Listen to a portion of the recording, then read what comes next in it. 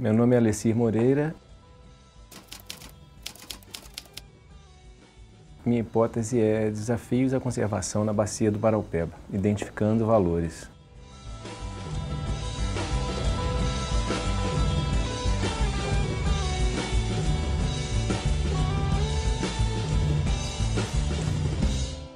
Num campo de estudo tão vasto e tão complexo quanto a geografia, que nos permite várias formas de inserção, vários objetos de estudo, como que você se viu ou se descobriu dentro dessa ciência e por que que você optou por caminhar na direção da geografia ambiental, enfim, abraçando esse tema que você abraçou na sua tese?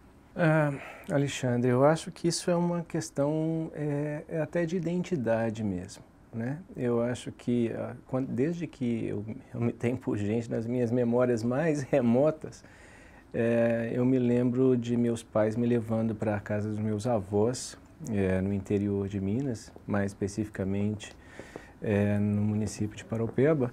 E ali a gente tinha um contato muito direto com coisas, bom, da natureza, de uma natureza, vamos dizer assim, mais natural, mas também a gente tinha, aos poucos eu pude identificar que existiam assim diversos elementos que eram muito específicos daquele lugar, na forma de falar, aquilo que se come, enfim, havia aí uma história de vida que me empurrou nessa direção. É uma coisa mesmo de identidade. Agora, a bacia do Paraupeba, ela não é muito extensa do ponto de vista sóario, né?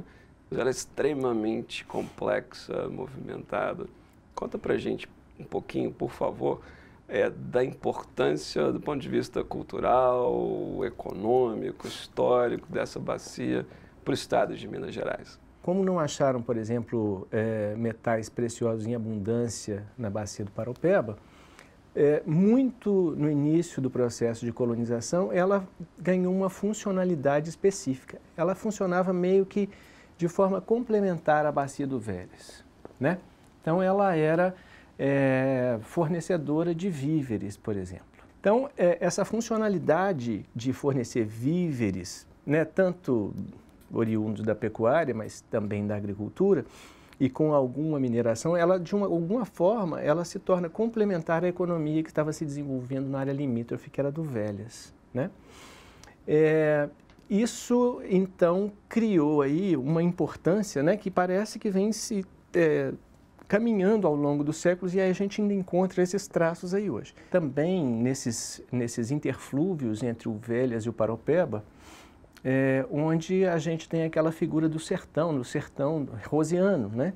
Então, na obra de Guimarães Rosa, alguns municípios que estão inseridos dentro da bacia do Paraupeba também forneceram elementos para ele compor aqueles personagens, né? Então, o caso de Paraupeba, aquela região ali próxima a Cordesburgo, né? Um pouco mais adiante, em direção a Curvelo, mas esses interstícios aí que formaram a imagem do sertão, eles compõem um pouco do imaginário, do nosso imaginário do que é ser brasileiro, né?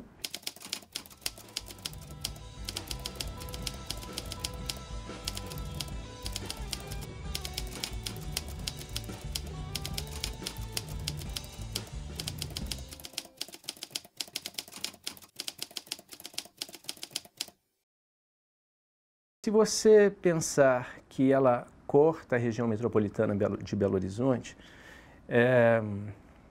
que ela compõe, né, parte das terras da região metropolitana de Belo Horizonte, junto com o Velhas, essa região aí do Médio Paraupeba, ela é responsável aí, novamente reafirmando junto com o Velhas, 45% do PIB do estado, né?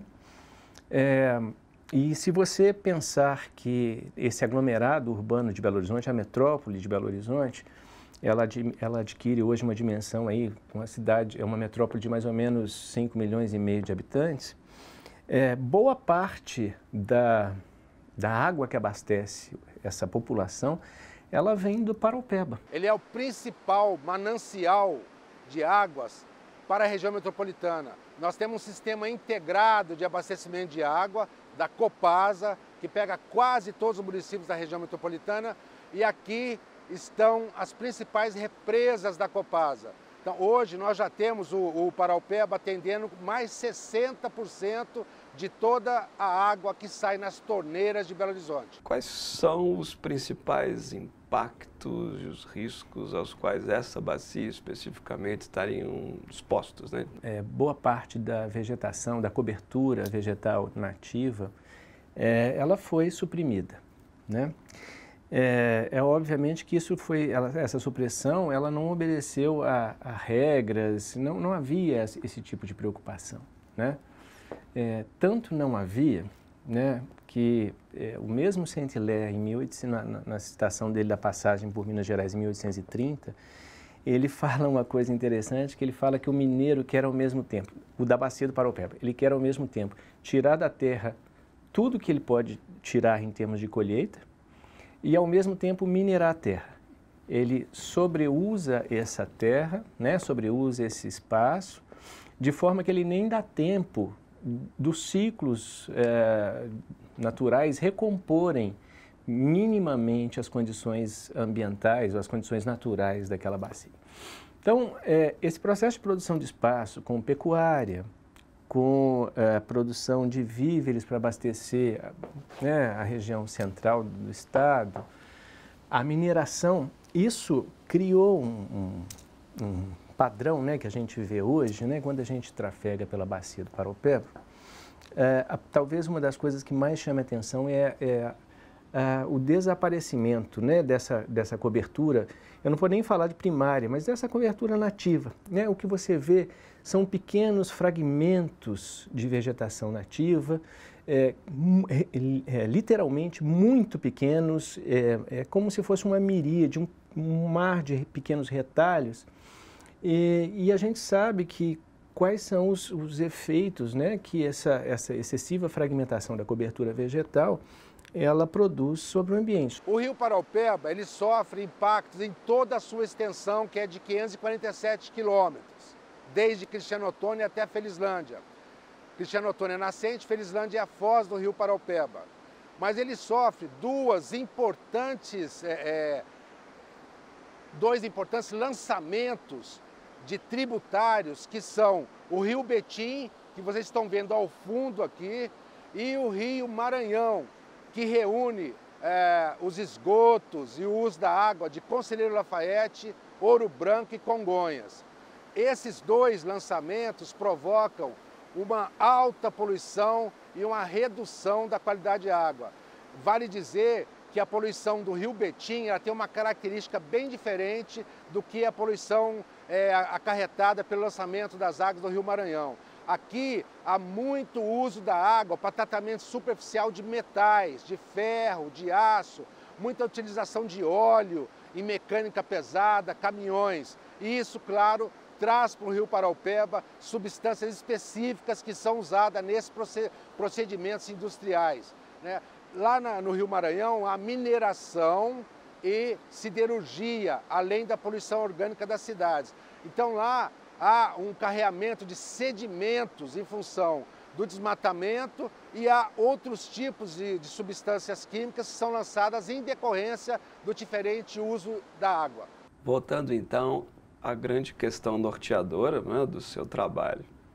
Enfim, o que conservar e onde conservar diante, mais uma vez, né, dessa resposta, desse histórico que você também aí colocou para a gente? Do ponto de vista espacial, eu poderia te dizer assim, que está tudo muito fragmentado. Os fragmentos são muito pequenos, que exigiriam um esforço enorme de conectividade para que eles adquirissem de novo as suas melhores funções ecológicas. Infelizmente, a nossa sociedade, né, de 1970 para cá, 1980 para cá, ela buscou muito o desenvolvimento econômico, a industrialização, a pecuária, mas faltou uma ideia de conservação e uso racional de água, um conceito distinto.